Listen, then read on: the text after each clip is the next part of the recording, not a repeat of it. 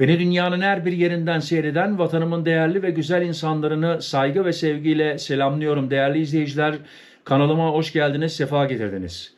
Bugünkü haber başlığım şöyle. Ünlü sunucu haksız kazançla 10 yıllarca devletin parasını yemiş, ailesini bile bu suça alet etmiş.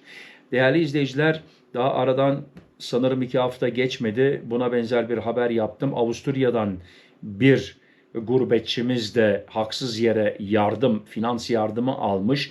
Tekrar bakın, bütün Türkiye gazeteleri, haber siteleri bu konuyu bugün yazıyor.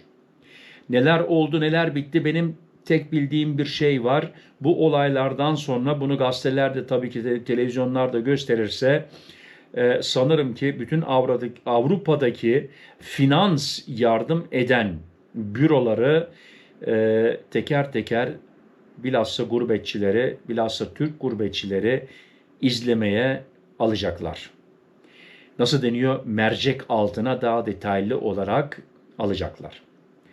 Bakın, Almanya'da yıllarca sosyal yardım alan ünlü Türk televizyoncu Adil Palta, Türkiye'de yüksek gelir elde etmesine rağmen haksız kazanç sağladığı iddiasıyla yargılandı. Yüz binlerce euro haksız kazançla suçlanan Adil Palta, suçunu kabul ederek Alman makamlarından özür diledi. İşte buyurun detaylar. Almanya'da yaşayan Türk televizyon sunucusu Adil Palta, Türkiye'de yüz binlerce euro kazanmasına rağmen Almanya'da 22 yıl boyunca haksız şekilde sosyal yardım aldığı gerekçesiyle Stuttgart'ta yargılandı. Savcılık Stuttgart İş ve İşçi Bulma Kurumu'nu Jobcenter 270 bin euro zarara uğratmakla suçladığı Adil Palta'ya karşı açılan davada yalnızca 80 bin euroluk bölüm mahkemece ele alındı. Neden sadece 80 bin euroluk? Geri kalan kısım ise zaman aşımı nedeniyle soruşturma dışı kaldı. Geçmiş olsun.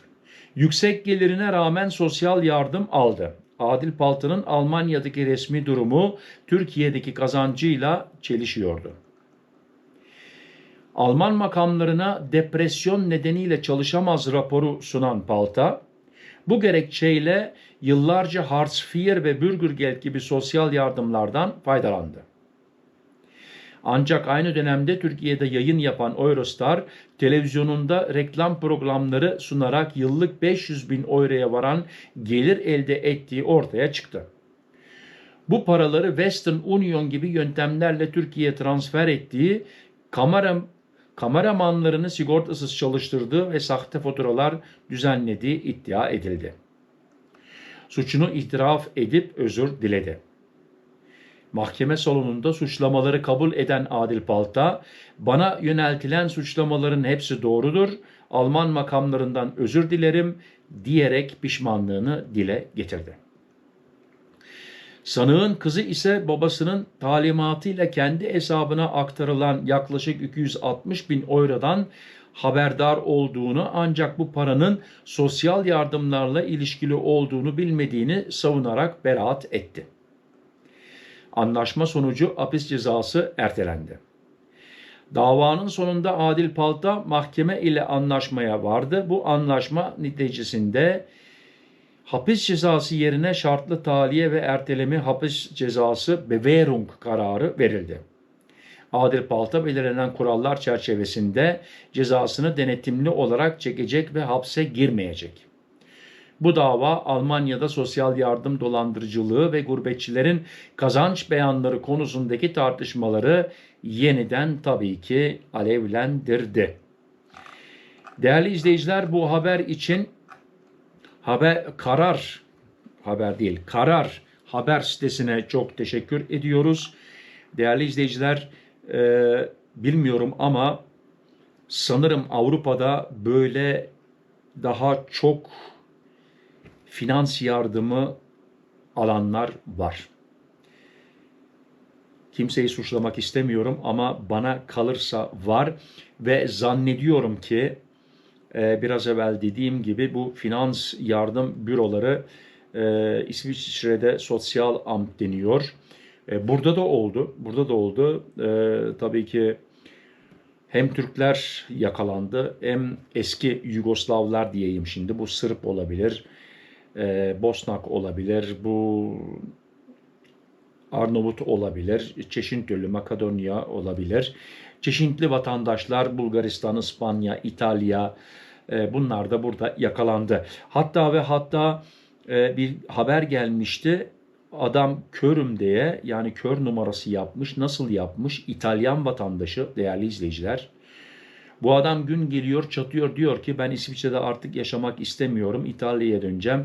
İtalya'nın Sicilya tarafına dönüş yapıyor. Evi barkı oradaymış. Ve buna tabii ki bunu da bilgi olarak vereyim size 2 senede bir bilgi geliyor. Yurt dışına giderseniz nasılsınız, durumunuz nasıl, iyileştin mi? Yani kör adama soruyorlar daha halen görmüyor musun? Tabii ki bu da mektubu birisine okutuyor tabii ki görmediği için. Tekrar buraya sosyal amtta bir mektup yazılıyor, deniyor ki hayır ben göremiyorum. Daha halen göremiyorum. Artık içinde doktor raporu var mıydı, yok muydu bunu bilmiyorum. Değerli izleyiciler yalnız İsviçre Sosyal Amt 2 tane dedektif gönderiyor. Yani bunu kontrol etmek için 2 kişiyi gönderiyorlar, 2 şahıs gönderiyorlar. İtalya'nın Sicilya tarafına adamın adresini buluyorlar, kendini buluyorlar.